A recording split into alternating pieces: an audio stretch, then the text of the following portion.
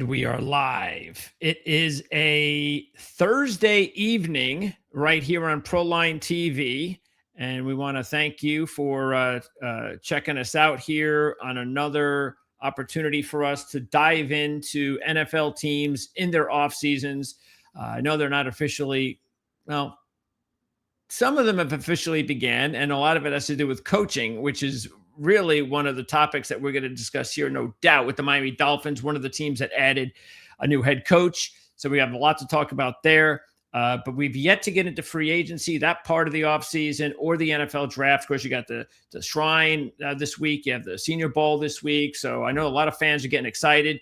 We had our first mock draft show earlier today with partners, of course, over at the Ourlads Football Network. And so you could check that out. We did a round one mock draft, which is just the beginning of much coverage as far as the NFL draft with our partners at Ourlads.com. But this is about the Miami Dolphins, and we're going to talk about which appears to be a big potential transition period for this organization. And Jason Sarney is joining from the Dolphins Wire, and he's the man that makes sure that we know exactly what's going on down in Miami. So, Jason, thanks a lot for doing this as always. Of course, Greg. Always a pleasure to talk football with you. And 'tis the season. A lot of action going on after the action, so to speak, you know? Yes. And unfortunately, fan bases like ours, this happens to be the time of year that we kind of have hope and excitement, because we don't get a whole lot of that during the regular season. The Jets haven't had a playoff appearance in 15 years. The Dolphins haven't won a playoff game in how long? 20? 25 years. Going 25. On 24th century. So that's pretty futile for both of our fan bases. But hopefully we'll get this thing going in the right direction. And the Miami Dolphins are trying to do that with their new coaching staff, their new general manager. So let's start there, Jason. And let's start with the general manager deal. So, of course, Chris Greer's out. That is no big surprise. Tell me about John Eric Sullivan, comes over for Green Bay. And, of course, Hafley comes over from Green Bay, too. So, as an outsider, the first thing I'm thinking about is, they just hired another Packer coach, more Packer ties. Is that just a coincidence, or what's going on here? I know it only happened once, I guess, maybe. But it didn't work out the first time. So how excited are the fans about the new general manager? We'll start there, John Eric Sullivan. Well, this is a really good scenario for the Dolphins, because for the first time in such a long time, I mentioned the 25 years that they've won since they've won a playoff game. In that timing, they have really not had a new GM and new coach at the same time. There's been many new coaches that have been going into GM situations or inherited situations. So with John Eric Sullivan coming on in, and his father has ties to Miami. He was a wide receivers coach some years ago. So that's a fun little tie there. But John Eric Sullivan is a guy who was in Green Bay for nearly as long as it's taken for the Dolphins to have this playoff over 20 drought, years. 20 years. And the Packers are really a terrific organization in developing talent, overall success. And he is a football guy. You know what I mean? And he has been making really good first impressions with how he was answering questions to the media and how he says that he wants to build the team. Really, some of the takeaways is, the stigma in Miami, they're a little soft when they go up north in the cold. So JES, or Sully, as he likes to be called, he wants to build a little bit more of that tougher demeanor, that tougher mindset. And he had a great quote. I'll paraphrase it a little bit. He said, "Speed can get slow, but size don't get small." So the last couple of years, the Dolphins have been focusing on that track meet type of a player really everywhere. But now I think they're going to be a little bit going towards some more physicality, really some more northeast, midwestern type of a build to go and brave the elements, so to speak, Yeah, why not? I mean, I understand the whole idea of taking advantage of your surroundings, but again, it hasn't been working for 25 years. So, and football does start in the trenches. There's just no doubt about it. You can have all the speed in the world, and speed kills. We know that. But it does sound like what he's saying is look, I've been in one place for my entire career, and I see no reason to not bring that to Miami or wherever I was going to go. And I'm sure that was the pitch, and the pitch got him the job. And that's the direction that this franchise wants to go. And I see that sounds like a good idea to me. No, absolutely. And listen, I'm not downgrading saying no speed. You got to have speed, but you got to complement it with some other kind of players. You don't want all Ferraris in your garage. You don't want to be finesse. Correct. That's a bad word in football. You want to have a couple of Jeep Cherokees. You want to have a tank. Yes. Not just Lambos and Ferraris out there. So I like what he's going to be, or at least I like what I think that he's going to be doing, because I think this is going to be a lot different of a draft strategy coming on up in April. Yeah, you've had for quite a long time this mindset going into your drafts. Well, I know what Chris Greer does. I know what the organization does. This is going to be a big mystery season, off season for you guys. Is trying to figure out what's the direction going to be. What's the draft going to look like? And we'll get into that, of course, with the picks and everything like that. But okay, so that's where they start off with John Eric Sullivan coming over from the Packers. So Jeff Hafley is the head coach. So question, because I didn't follow it that closely, was it GM hired first, GM wants Hafley, or GM was coming in with Hafley? GM was hired first. And, the Dolphins, what they did was they also hired Troy Aikman as a consultant who helped out in that, initial process of interviewing potential GMs. And they did their due diligence. They brought in a number of guys, even before they let go Mike McDaniel. That was a little interesting because they were bringing in people. Who knows if the candidates were like, well, I'm not going to really come if I can't pick my own coach. Who knows if that had something to do with it. Of course, the John Harbaugh minor little flirtation happened, but then ultimately McDaniel was gone. John Eric Sullivan comes on in. They interview several candidates, but the initial, and to get back to your original question, is how it was received by Miami fans. Initially, people were a little, oh man, this is a buddy system. We have Sully bringing in his buddy from Green Bay. I don't look at it that way. I look at it as they've gone through the process, and a brand new GM has to make his mark with his first hire. You don't hire a buddy. You hire who you're most confident with. And the fact that he spent time in Green Bay with Hafley, who had a very good defense, excellent run defense, and really is kind of cut from that same football guy cloth. He's a lot different than Mike McDaniel. I'm not trashing Mike McDaniel, but sometimes you need a complete 180. And from a football mind, a football guy, Hafley is a 180 from Mike McDaniel. I wish Mike McDaniel the absolute best in LA. I think he's going to be a good coordinator where he doesn't have to worry about the rest of the situations there. He's got Harbaugh for that. But I like this battery, as I'm calling it, between Sully and Hafley, a little baseball term for you. But I think they're going to be a very potent team in what is going to be sold as a rebuild, a new kind of foundational start for the Dolphins. So Hafley, has everybody talked about, is he going to just be a head coach now? Is he going to not call plays on defense? Oh, no, he's calling plays. He will. He will be. It's almost like the only kind of similarity that I could bring to the McDaniel scenario is that McDaniel was the head coach who called the offensive plays. Yeah. Although the difference with that is, and I'm not picking on Mike, but Mike, when he was in San Francisco, was a run game coordinator and then became offensive coordinator by title only. Kyle Shanahan was calling the offensive plays. Sure. So when Mike McDaniel became the Dolphins head coach, technically it was the first time he was calling plays. So there was so much thrown on McDaniel's plate. Yeah. A couple of years later, it didn't work out. But Hafley is coming on in as the head coach who has called 2 years worth of plays in Green Bay as a coordinator. He ran a college program in Boston College, and he's had some really terrific stops, in different college programs in, his career. So he will be the head coach with the DC wrapping, so to speak, but he'll be calling the plays. He'll be the man. Does that mean that Anthony Weaver will not return? It doesn't look that way. It looks like he is not going to. I hope for Anthony Weaver's sake that he gets a head coaching job. I hope selfishly he gets a head coaching job so we get a couple more compensatory picks. Yeah, with how it works out. But Weaver is a good candidate, and I hope that he lands successfully somewhere, whether it's a head coach, DC, But I wish him the best for sure.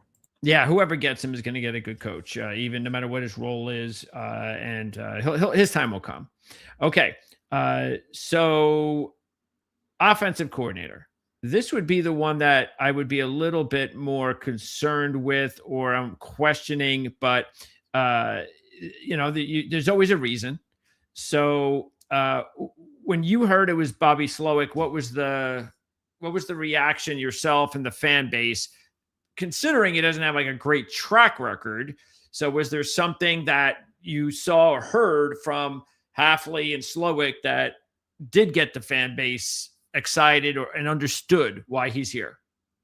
Well, as typical to the Miami Dolphin fan base, very, very fractured and split. Don't want to necessarily say 50-50, but, it depends on who you ask. I love the Slowick retention and promotion. I don't like the Slowick retention and promotion. I like it. I like it because he's a passing game guy. All right. And when he was in Houston, look, CJ Stroud did pretty well when he was in Houston. What happened after that, we could dissect another time. But I like Slowick's potential to kind of, as I like to say, he's now going to be driving the car. It's not like he's riding shotgun with McDaniel. It's his time to be behind the steering wheel. And I'm excited. I'm more excited than nervous to see what he could bring to the table.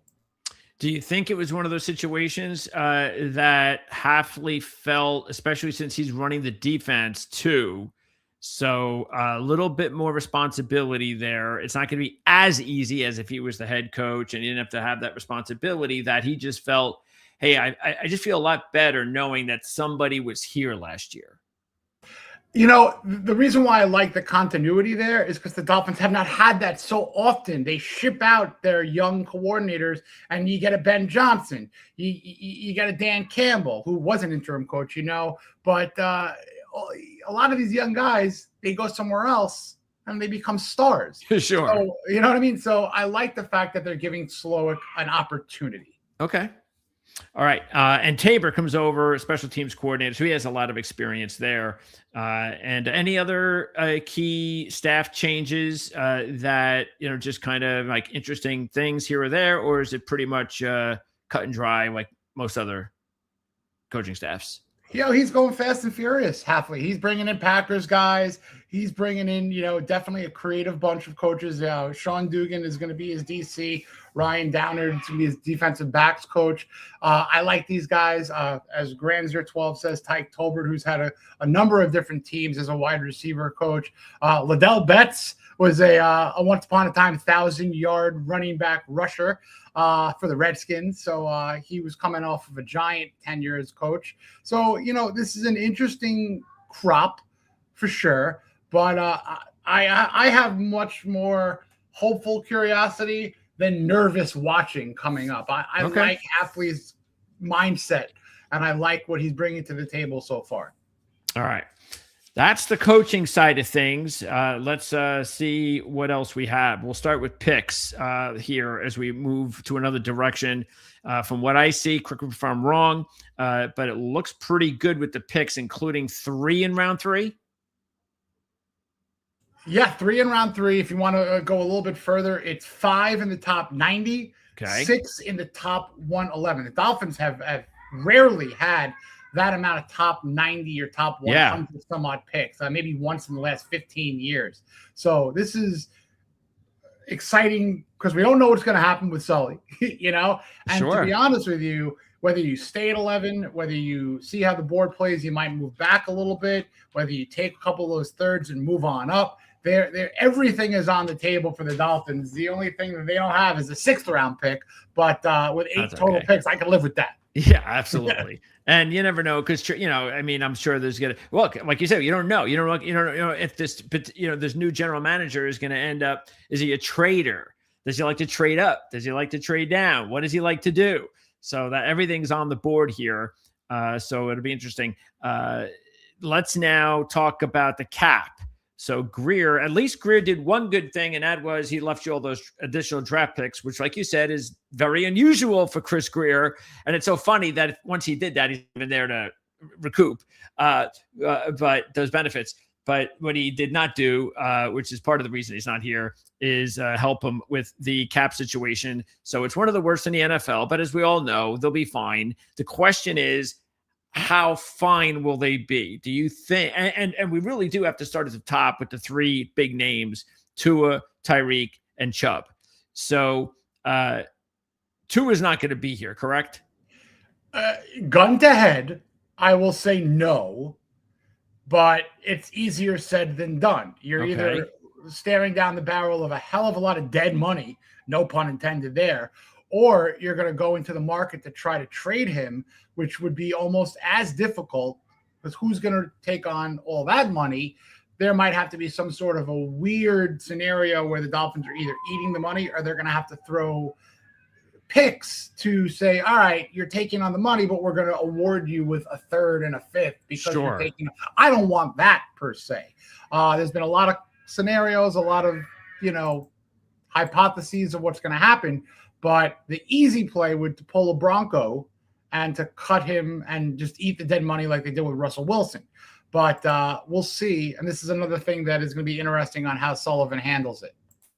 Okay. And what was the main reason that this, with all that money where it is, and with the fact that the Dolphins do not have, they have a nice young quarterback that nobody knows what his ceiling is, or whether or not he's even starting material. So really, they're one of the. If Tua's not on the team, I mean, they're pretty bad shape right now going into the offseason at the quarterback spot. So what happened that? It might have been even more than what we've already read, but what happened where it was, because again, I don't understand why it's just not, we may not really be happy with what's going on with this relationship, but the money situation is just too much. And we're going to, we'll see if we can bring in another quarterback and a younger quarterback and go, even if we have to have him for another year, it's not the worst idea in the world, financially speaking. So what happened to make this bad?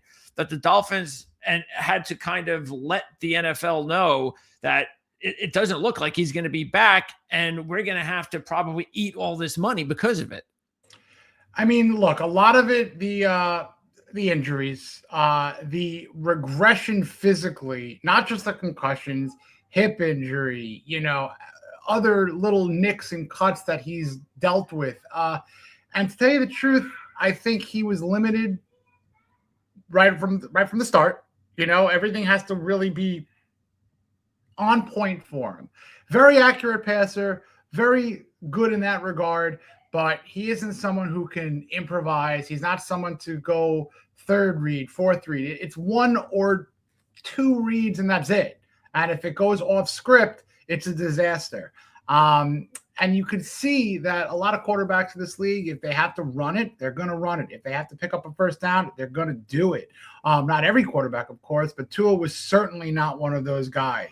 Sliding 3-4 yards before the marker to definitely not get hit, basically falling down in the pocket, knowing that he's about to get sacked, just basically conceding to it. And when push comes to shove, he is just, I hate saying it because I rooted for him, but he is just on the bottom side of the Mendoza line in terms of who's a mediocre quarterback, or who's above or who's below. Probably the 16th or 17th quarterback in the league at best. At best. But again, because of the contracts, though, I would have thought that, he's not performing well. Was it because of all the change going on at the front office and the coaching staff that this kind of just became a part of everything, and now everybody knows how they feel about Tua, and it is what it is? Because some organizations, even if they're not happy with the quarterback like that, well, maybe you just hear whispers about it. You wouldn't let the cat out of the bag. Why? What's the reason to do that for? So why do you think that again, was it just because a few things happened? It could have been off the field, because I did hear about some of those things. where it just became so obvious to everybody outside the organization that this can't. There's no way the Dolphins can come back with Tua next year. Turnovers, lack of being able to be consistent. How about off the field? Off the field, he's a good guy and a good kid to him, but I think there might have been some sort of an entitlement issue where he became a little bit too trying to be the leader. Maybe the ego got a little inflated, but nobody was following him, and trying to kind of be the guy to rally the troops. And it's almost like, I hate saying it, but you see Animal House? Are you an Animal House fan? Remember at the end when they're running the credits and Niedermeyer killed by his own troops? Yeah. Take it what it's worth for that. But that's kind of, it's like, all right, we're going to go into war with this guy. Yeah. Nah, let's push him over the mines first, or, just take him out. Okay. Well, I don't know about, that's going to be very interesting because like you said, there's no way another team is going to add him with that budget, with that contract. So this is going to be very interesting to see how they handle that. But it does look like he's going to be somewhere else. Okay. So what about Tyreek and Chubb? How about Tyreek? What are the odds on him returning? 0.1%. Oh, so just as good as Tua.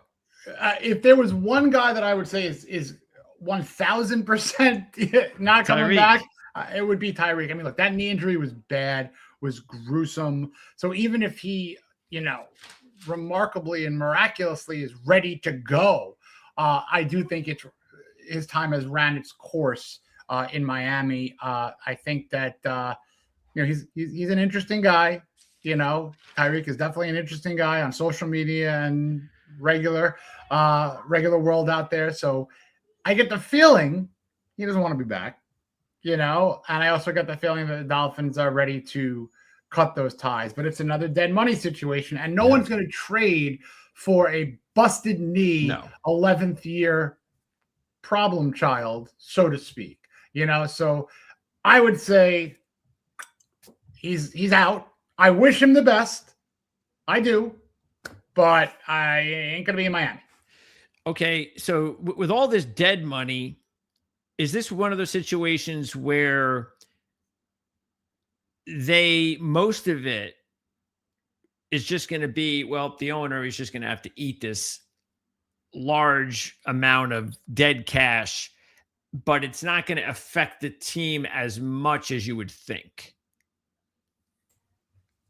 A lot of people like to joke that the salary cap is fictitious. It's not real. It's kind of real, but it's almost like taking out another credit card to pay off the other credit card. Yeah. You could do it, but you're kicking the can down the road. Yeah. And you can be very creative. And again, with Sully coming on in, who knows how creative he is going to be. Now, another component that is staying in Miami is Brandon Shore. Now, Brandon Shore is the salary cap contract guy who is staying, and he was the one that worked with Greer, to get these contracts, for better or for worse, financially sound, or at least giving Greer the ability to do other things. So I'm very interested to see how now Sullivan and Shore work together.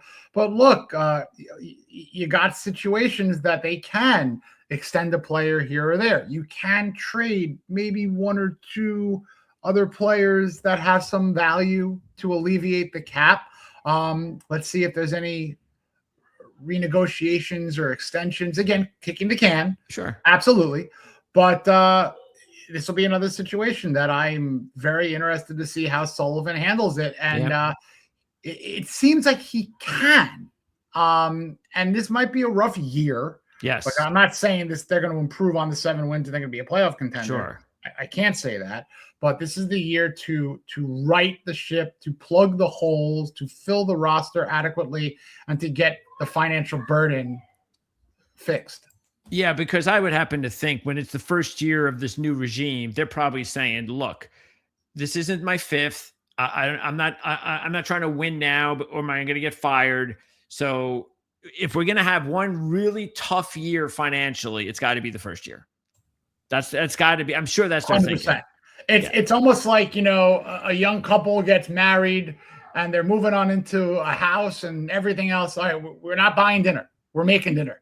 We're not going out to lunch when we go to work. We're bringing peanut butter sandwiches. Exactly. Yeah. It's going to be something like that. In free agency, I wouldn't look at multiple shiny objects. No. One, but they're going to plug it in with the C, D, and E kind of level free agents, Yeah.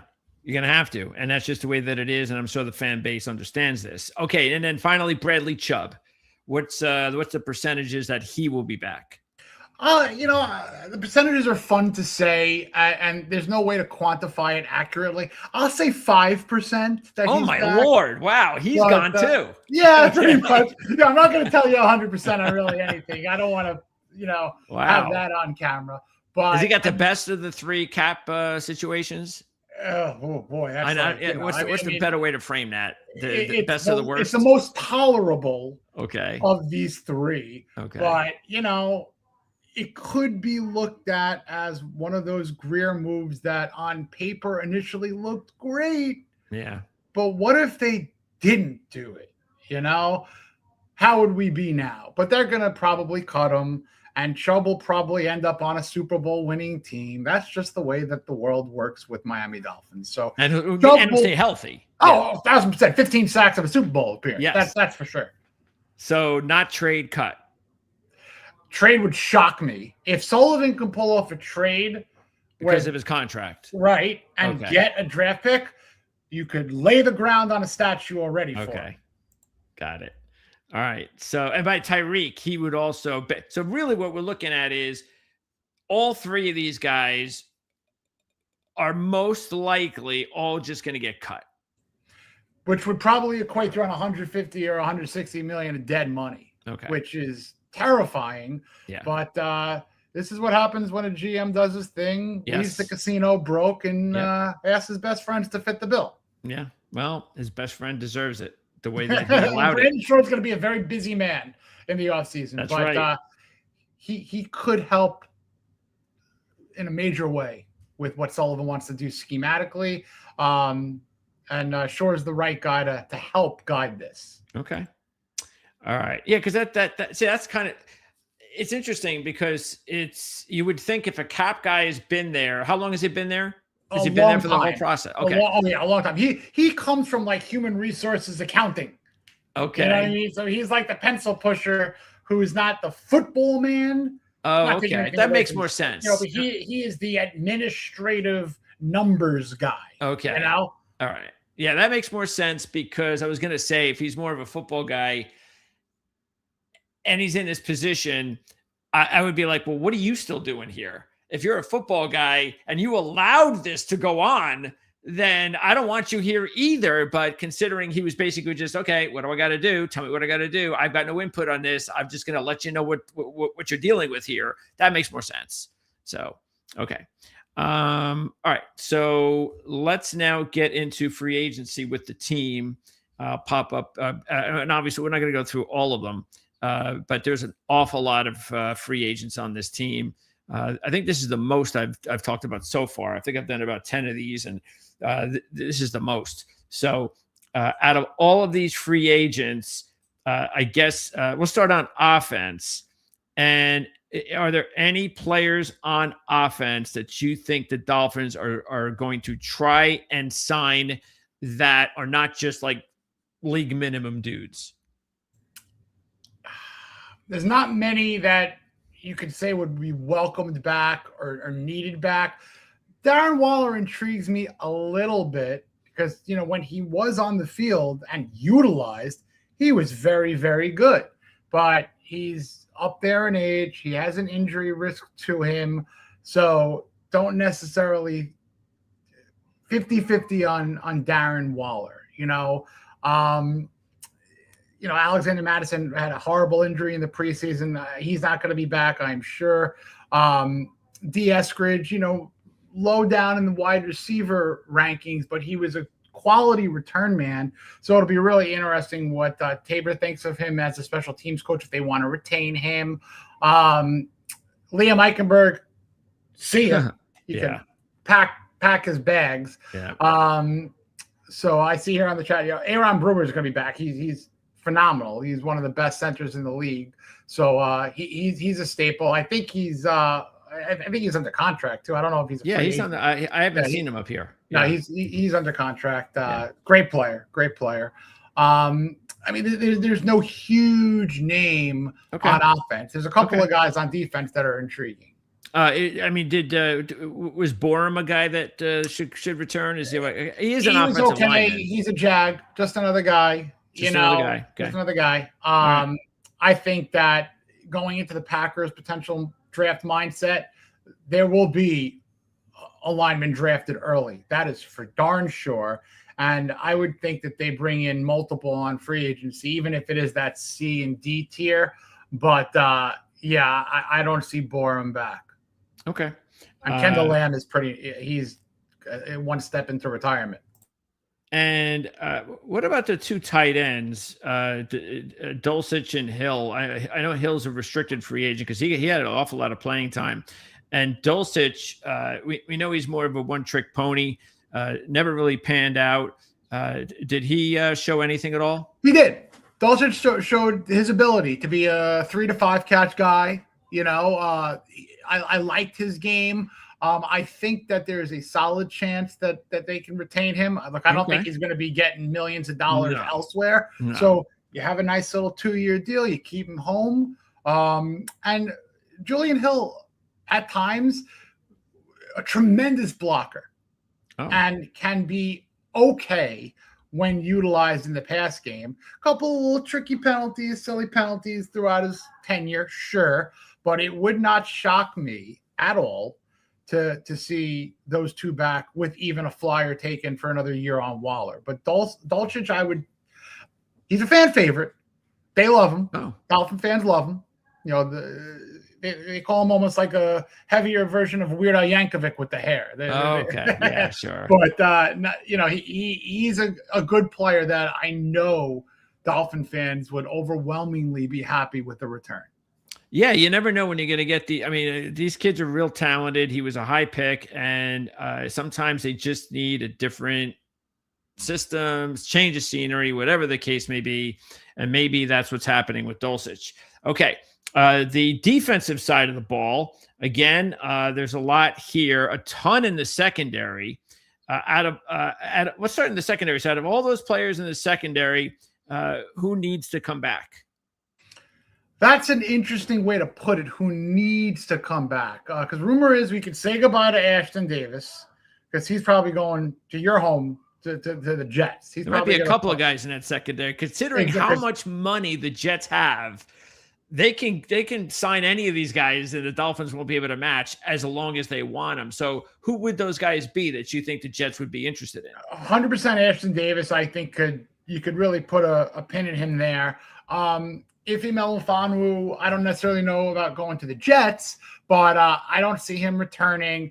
Kader Kohu got injured in the preseason of last year, and he was our slot guy. So I would love him to stay, but I don't know how that rehab is 100% going. But put a pin on him as a maybe. Maybe the fear from other teams with that injury would unfortunately hurt his financial capabilities, but the Dolphins could say, hey, Kader, stick around with us. We'll give you this, that, or the other thing. So I would be happy to see him return. Rasul Douglas played great for us. I mean, he really had a heck of a second half of the year when he got back from missing a couple of games. He has familiarity with some of these coaches from his days in Green Bay, not necessarily Hafley, because he was there the year before Hafley got there. Okay. But there is familiarity with some of the other staff members. So this just is a situation where if Douglas enjoys his time in Miami and wants to stay in the sun, he'll stay. But if he wants to chase the championship, I can't fault him for going somewhere else. So I would like to see him back. Am I going to put my mortgage on it? Not necessarily. What about Jones?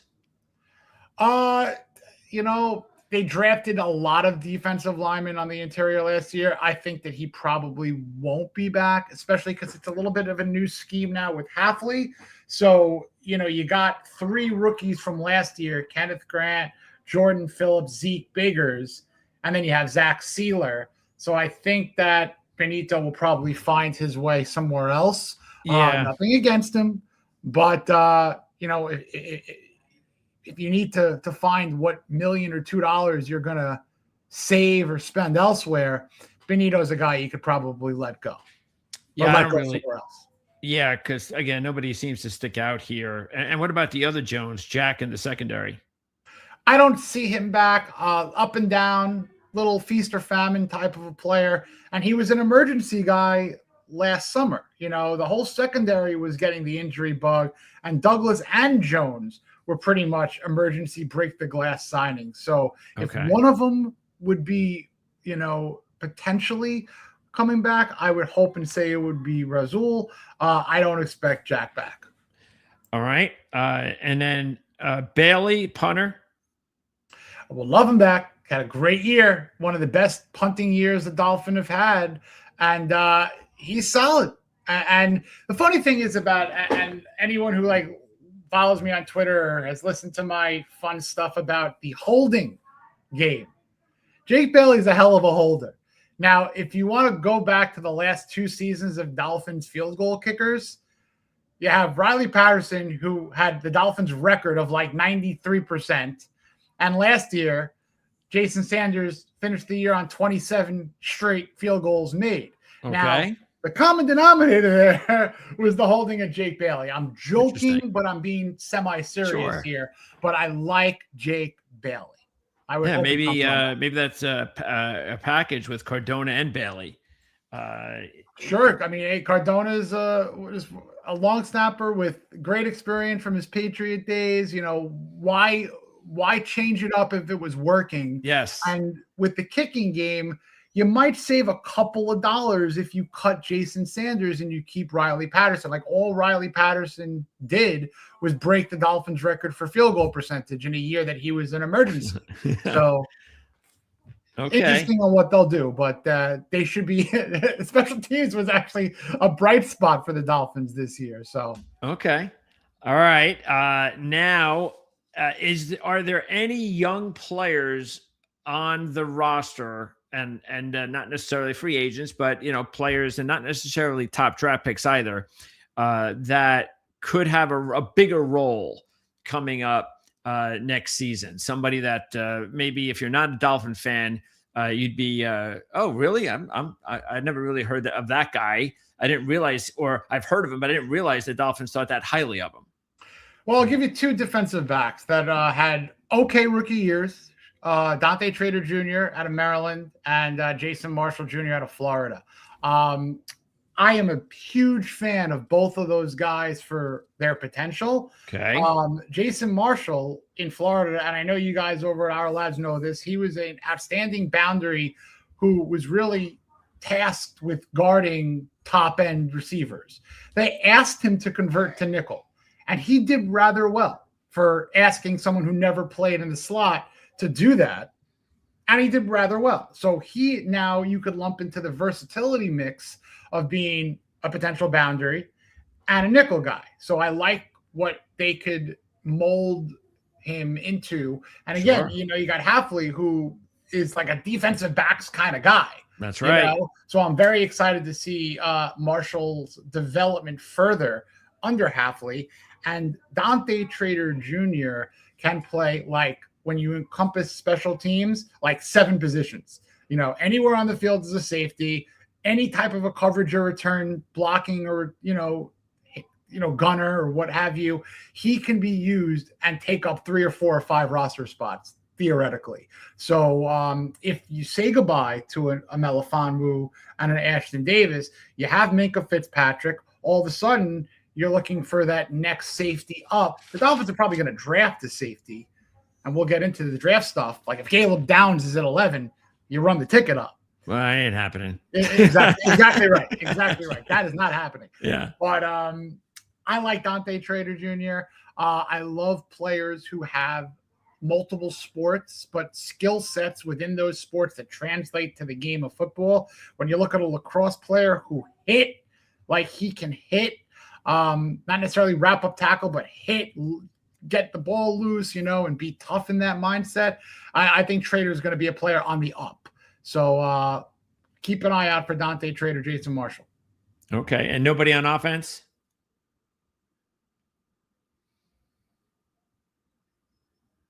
From an offensive line standpoint, Patrick Paul continued to develop. I mean, I think that is what you hope for in a second-round pick.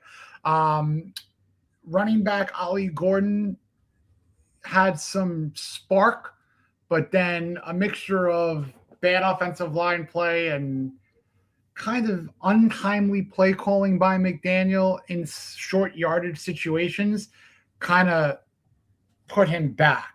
Okay. You know what I mean? I'm a huge fan, when utilized correctly, of Malik Washington.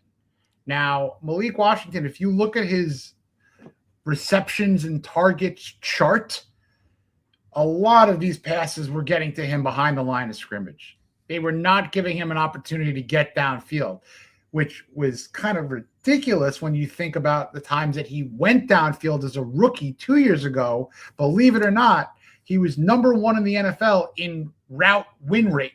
So what do you do in a sophomore year? You give him the ball behind the line of scrimmage 80% of the time, which he had a game where he had like 4 catches for -2 yards. I mean, that's unfathomable. Yeah. So he's also a heck of a return man too. He's also a guy, this was one of my favorite stats. He became, I believe it was the 5th Dolphin to score, 5th Dolphin wide receiver to score a return touchdown, a reception touchdown, and a rushing touchdown this year. So he is a versatile guy who can get into the end zone, who could rush the ball a couple times a game on end arounds, but utilize him correctly as a slot guy in the passing game, get him downfield a little bit more. He can be a chain mover.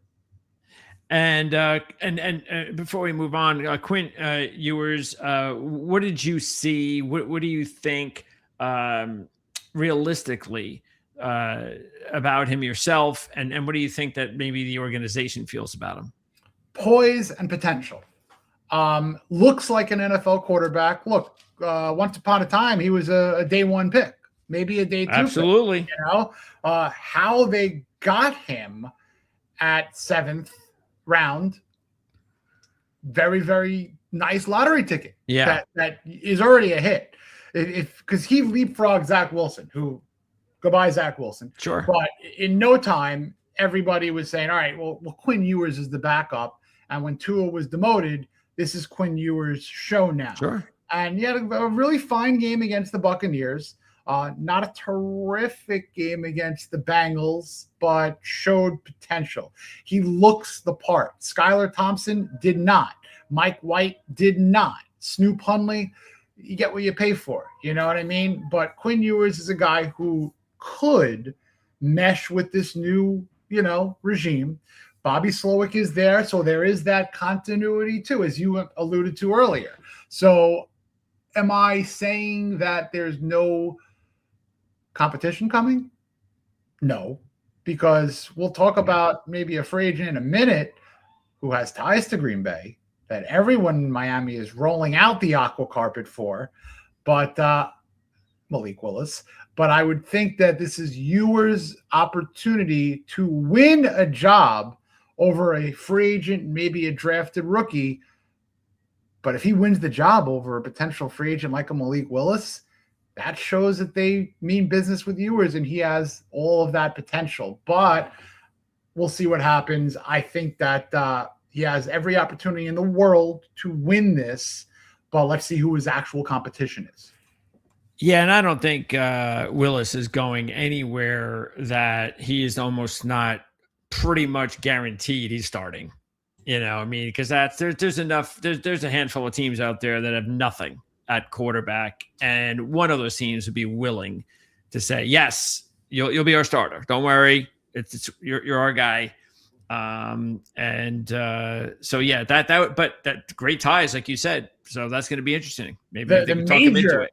The major interest there is that Hafley, as the defensive coordinator last year, is very in tune with Willis from the practice squad. And you know what I mean? So like just seeing him and having that conversation daily, weekly film study, what have you. There is a relationship there. So look, if another team comes in with a 3-year, multi-million-dollar contract, and you never know. Never know. They're so desperate for quarterbacks that they're willing to do it. Yep.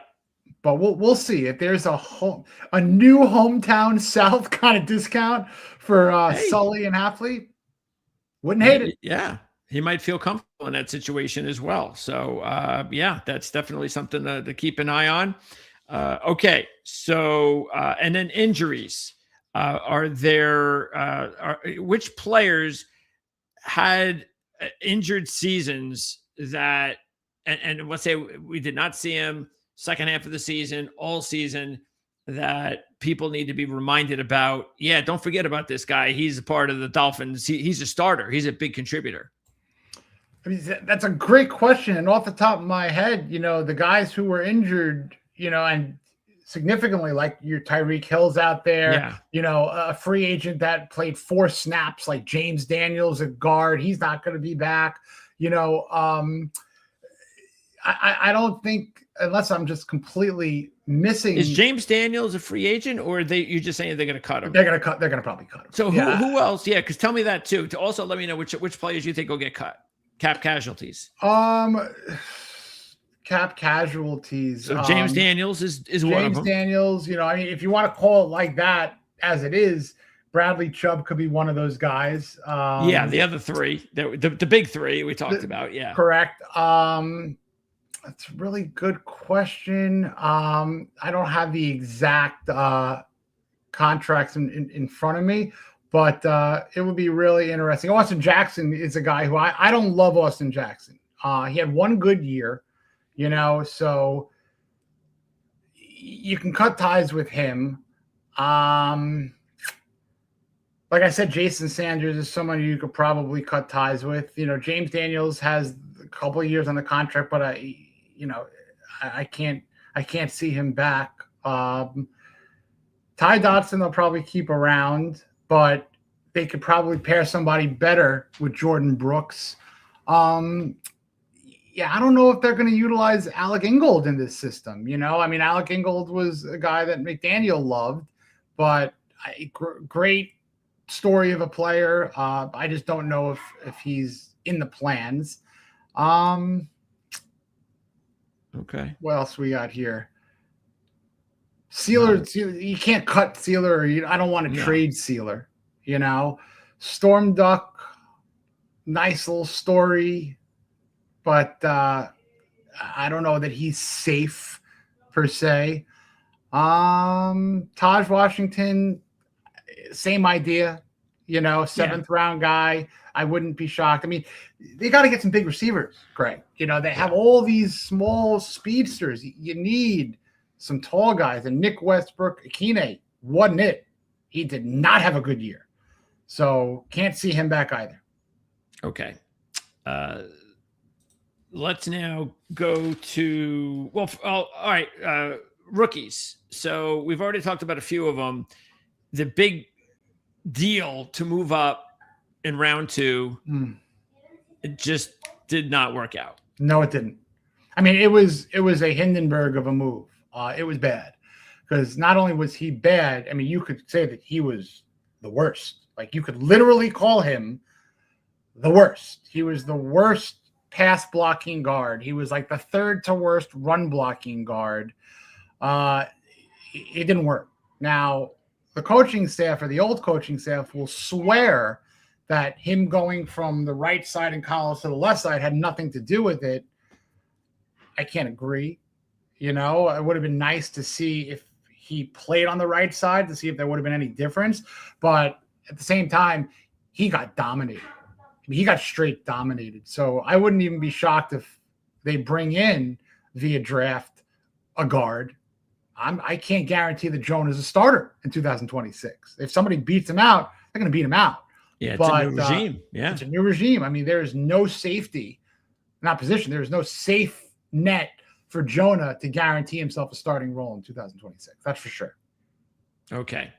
Now let's go into, we'll wrap up with the biggest one, and that is overall team needs heading into the offseason for Miami. So is there a clear-cut, absolute number one need? There's just no doubt about it.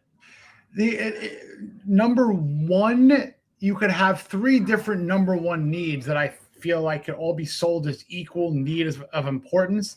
And that's on the offensive line, whether it's guard or tackle, whether it's in the defensive backfield, whether it's safety or cornerback, or whether it's an edge rusher, because you have potentially Chop Robinson, who kind of regressed a little bit as a speed pass rusher, but isn't an overall, edge setting run defender. So they're also going to be looking at a Hafley 4-3 system now. So things are really changing up, where the player that they look for might not necessarily in an early sense be a 15 sack guy.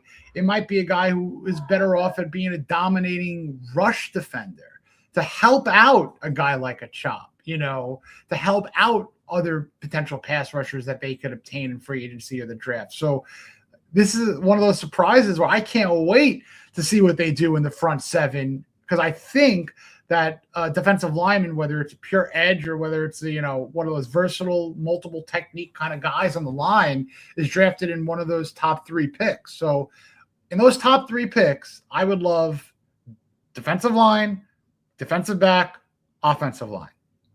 Yeah, in our mock draft, our first one earlier today, our top scouts, John Cooper, Dave Syvertson, and they actually went with the first overall cornerback, actually the first cornerback, because they actually had Caleb Downs going second overall in the draft. But the first cornerback overall they had going to the Dolphins. What do you think about Mansour Delane? No. He went the very next pick. Jerron McCoy? Yeah. How do you feel about potentially that happening, about drafting a guy coming off a major injury? It would be a Chris Greer pick. That's what Dolphins. Nothing against McCoy, because if you watch how he played when he was healthy, phenomenal. Off the charts. Yeah, off the charts. But if Sullivan makes his first ever draft pick with the Miami Dolphins, as a GM, with a red flag injury guy, you might have some Dolphin fans go into a nightmare-fueled rage and never get out of it. So I don't know. I don't know that I would be me. I would think that, a big prototypical edge, maybe a linebacker, but oh man, I'm scared to see. And again, nothing against McCoy. If Sullivan wants to be a gambler and trade back and then steal McCoy 5, 6, 10 round picks later, okay.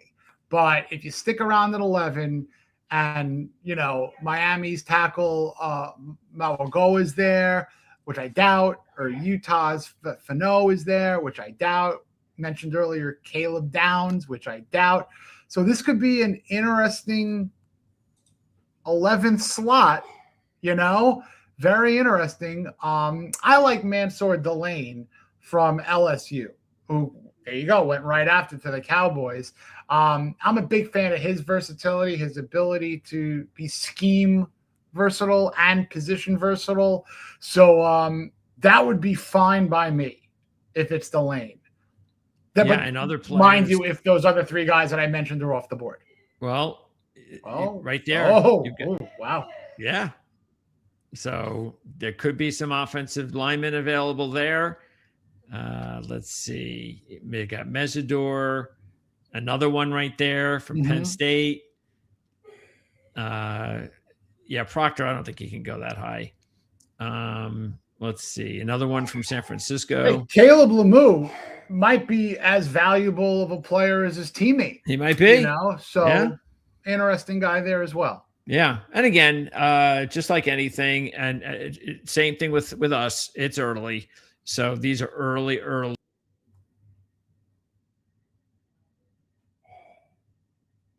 Hey, I don't know where Greg went, but I'm sure he'll be back. But sorry about that. There he is. Yeah. I had a Garth moment from Wayne's World. I'm going to be okay. Everything's going to be fine. Backwards on my own screen instead of the monitor. It's all good. What the hell did I just do? I think I handled that swimmingly. Maybe my eyes were like deer in headlight eyes, that. but I'll be all right. Okay. So, all right. So definitely, I think, so this is really important to know. This is why these conversations matter. Talking to guys like you that are with the team, the team, because outside people, who knows? Everybody might look at the depth chart and go, oh yeah, I mean, best player available there without question. Got to be a corner. And maybe it will be, could be Delane, like you said, but just letting us know exactly what you said regarding where Sullivan's coming from. That's stuff that maybe a lot of people don't know, and why it would make more sense. And just having you say that to me leads me to believe, like, if I'm putting a mock draft together between now and the draft, if I do 5 of them, every time I come to the Dolphins, I'm going edge or offensive line. I'm not going anywhere else based on what you told me. I'll give you one other name. Keldrick Falk from Auburn. Now, if you look at stats, a lot of Dolphin fans, and I've been talking him up, and ironically, a couple days after I initially tweeted that I think this could be a pick right after the Sullivan and the there you go, right before. Right after the Hafley hire, I tried to jump into the mind of, all right, Hafley and Sullivan, they want size, they want toughness. Hafley is a guy who you have to play the run. Like, his defense stops the run. Keldrick Falk is a versatile 6'6", 290, long darn arms, 20 years old. He'll be 21 in September, who is a high character guy who can be a game-changing rush defender. Is this a sexy pick for Dolphin fans that are just going to look at his stat sheet and say, yeah, 2.5 sacks last year? We can't have this. Don't look at that. Yeah. Look at everything else he can do. But, if he happens to fall and the Dolphins decide to make a trade back, if their other top guys are gone, you pick up a Falk, 16, 17, 18, and get some more capital. Oh my God, is that a potential home run? But, you read some scouting reports on Falk, and really good character as a person, really good physical traits, and he can move on inside. I read a comp that he was a more athletic Calais Campbell. So wow. To me, that's appealing. And this is the draft where, look, no matter what you do in the first round, this is not a pick to put the Dolphins into the playoffs of the Super Bowl. Yeah. So you're looking for development, and you're looking to build. I hate drafting on potential. You got to draft on talent, production, and the potential. But I wouldn't look at raw stats with Falk. I'd look at what he could do for his teammates as well. Yeah, John Cooper, when he was going over Falk, he actually mentioned the fact that he has made strides on the run defensive side. That, he is pass rush first, but the run defense has gotten better. So, like you said, so that is something that because you're drafting an edge guy that high, you're not looking for a pass rush specialist. I mean, you gotta do more than just rush the passer. So. 100%. And Chop Robinson is that. And it's funny, the Dolphins community, it's like you love Chop for his potential, but every game you're watching and you're seeing tweets, can't stop the run, can't set the edge. Well, hello, here's Keldrick Falk who could do that. And you know what the Dolphins would say? Didn't get to the quarterback, didn't sack him. Yeah. So what can you do? Yeah, you can't win with some fans. You can't win, exactly. No, yeah. Okay, so we can put that like almost like a top 3. So give me a couple of more team needs for the Dolphins. You know what? If the Dolphins are going to double up anywhere, it would be on the trenches on both sides. So I would think that if they go with a guy like a Falk, you got to get a speed pass rusher. Danny Denton-Sutton from Penn State, DDS, I think could be a guy. A kid from Illinois, Gabe Jackus, who I liked last year but went back to school. So he could be a guy who could be a day 2 pick to get a couple of those defensive linemen. I love Emmanuel Pregnon from Oregon to be an inside lineman on the offensive side, a guard, take that right guard spot. But a kid who I really am very high on is Max Ianacor from Arizona State, 6'6", right tackle, a little bit of a project, but he is and going back to that multiple sport scenario, but skills that translate to football. He's a soccer player and a basketball player. Remarkable footwork, and he is having a heck of a Senior Bowl week at practice. If you look across the social media world right now, he is one of those guys that people are saying, this kid can play. I'm comparing his potential rise to Armand Membo. At this time last year, you were mock drafting Membo late round 2, early round 3, and calling yourself a mock drafting genius. And then he became a New York Jet. What was he, 7th overall? Yeah, something like that. Right after the Senior Bowl, it was like, if you think he's getting anywhere close to the middle of the end of first round, you're crazy. So right now, I saw Ianacor drafted in the 3rd round, like earlier in the week. Now he's being mock drafted in the 2nd round. Wouldn't shock me at all to see him in the late 20s, early 30s in the 1st round.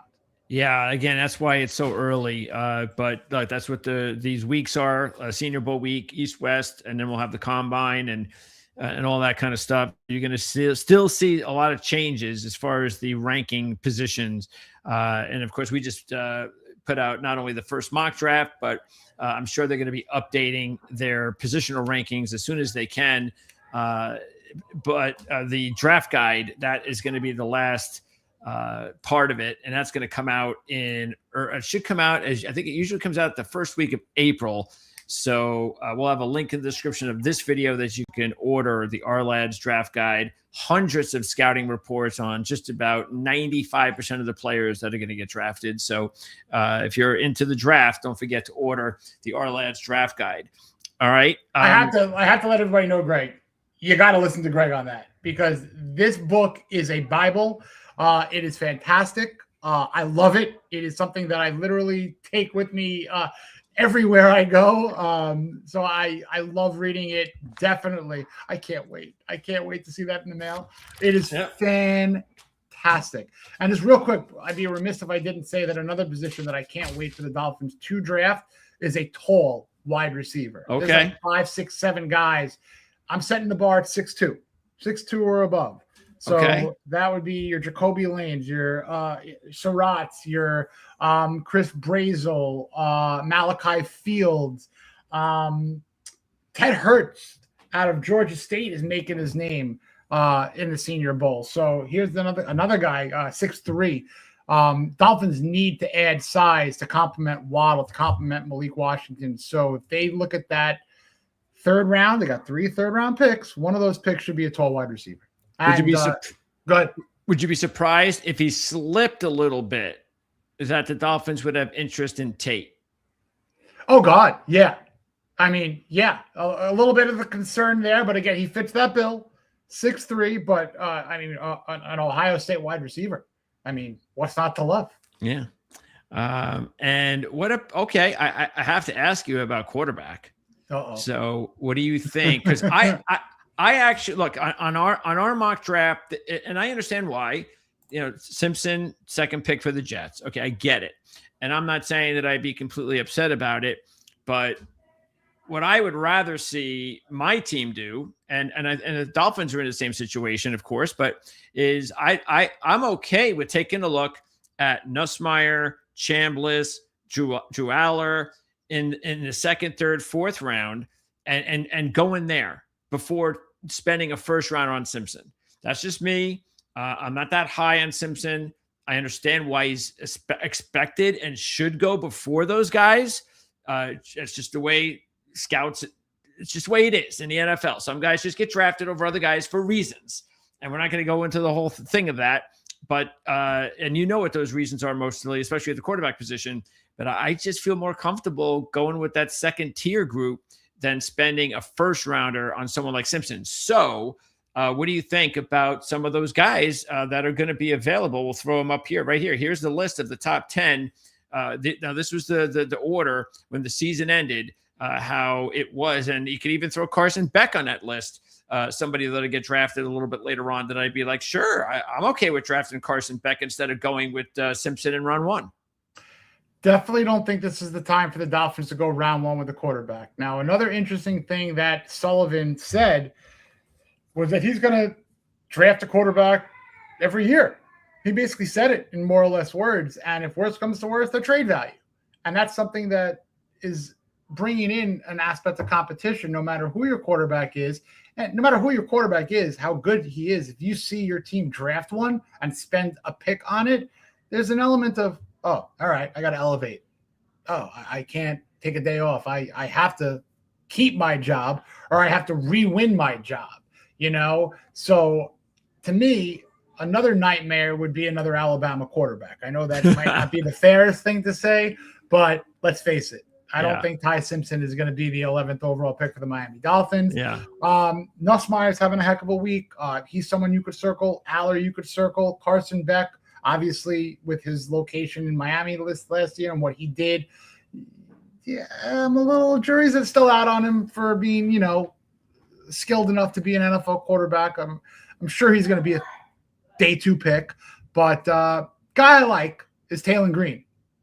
Tall, dual threat, and that can you can get a good value there if you're the Dolphins with your second or third round pick. But you know, you have a good evaluation period, you have a good combine with his size and speed and ability, he could astronomically shoot up the board. So I think the Dolphins are tailor-made to draft a roster building team without the quarterback until you get 4 or 5 picks under your belt. So I'm looking at what, like that's 90 or 111 for the Dolphins to like one of those thirds. See the board. Right. Okay, that makes sense. And again, I think that's fine with this group. I have no problem with that. Even though I do believe, especially the way you said Nussmeier's playing, I kind of get the feeling Nussmeier's going to find his way back into the first round. It's like he could be the dart. It's like he could be the dart this year in terms of, all right, if you think you're getting this guy in day 2, wait a week and he's not going to be on anybody's boards past 27, 25, you know? And I wouldn't even be surprised if he jumped Simpson. I really wouldn't. Yes. So, yeah. Okay. So before I let you go then, is there a position in free agency that you can see, especially at quarterback? Is there a specific, you mentioned Willis. Let's say Willis isn't available. Is there another player? Have you looked at the Packers free agency group yet? Is there someone out there that you think would be a good fit with Miami? Give you 2 guys, Quay Walker, linebacker, and Romeo Doubs. Romeo Doubs, that makes a lot of sense, both with the Packers. Okay. I like it. Excellent. Well, you did the great job as always for us, Jason. Now I am a lot smarter, as I always am, every time I talk to you about the Miami Dolphins. And that's your job. So I appreciate it. Appreciate Grandizer with all of his input. Great stuff, Grandizer. Yeah, I wish we had more viewers that had his drive and his excitement into participating with the show. By the way, you mentioned something about Bob Kemp. I don't know who Bob Kemp is. I guess he's an old-time radio sports talk. Is that what that is? Okay. The name kind of rings a bell, but I don't know how it's ringing right now. The name rings a bell. Okay, so what's going on with the Dolphins Wire, Jason, for any of the fans, viewers out there that have never heard of your site? Yeah, you know, Dolphins Wire through USA Today and Gannett Media, you know, the whole Wire network with several teams. There's Touchdown Wire, but I'm on the Dolphins side of it. You know, very soon I'm going to do my player profiles. I'm going to do some mock drafts. I can't wait for the Senior Bowl to end so I could do my first official mock post Senior Bowl. So that'll be probably the next thing you'll see from Dolphins Wire from me. And there's some really great writers on over there. So check them out. And of course, I absolutely love talking football with you, Greg. Thank you as always for having me. You got it. Appreciate it. Likewise, Jason. Looking forward to talking to you again right after the draft, unless something major comes up before then. But we'll have an opportunity to chat and find out how the Dolphins went for free agency and the draft. That'll be the next step in 2026. So again, thanks a lot for doing this, Jason. And we'll talk again sometime soon. Absolutely. Be well, Greg. Thanks so much. You got it. All right, Jason Sarney, the Dolphins Wire, talking Miami Dolphins right here on Proline TV, part of the Ourlads Football Network. Thanks for tuning in. Also, don't forget to check us out for all upcoming interviews. I've got about 30 more of these. No, actually about 20 more of these. You can check out the library here at Proline TV and over at Ourlads for all the interviews that we've already done so far. Again, like I said, 7, 8, 9 of these so far. The mock draft was our first one today. And then next week, of course, we're going to preview the Super Bowl over on Proline TV. So you can check us out there with our star handicappers, Mark Lawrence and Jim Feist and Andy Isco. So that's going to wrap it up here. Thanks for tuning in, everybody. Stay warm. And if you're on the East Coast, have that shovel ready and be safe. So thanks for tuning in. We'll see everybody next time. Appreciate it.